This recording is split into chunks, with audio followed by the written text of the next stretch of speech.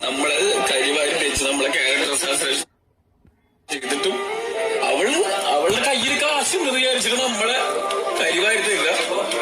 അവള് vote corruption കഴിഞ്ഞ് vote മേടിക്കുക പല സ്റ്റേറ്റുകളിലും പോയിട്ട്.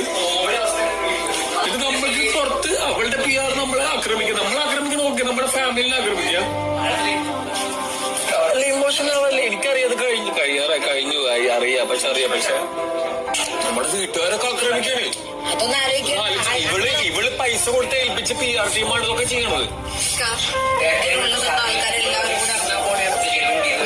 ഒന്ന് ഞാൻ പറയാം, എല്ലാവർക്കും അവിടെ പോയി പറഞ്ഞൊന്നും തന്റെ ഇമേജ് പോയിട്ടില്ല.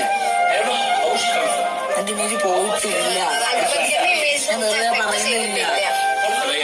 ഫാമിലിയെ അഫക്ട് ചെയ്തിട്ടില്ല.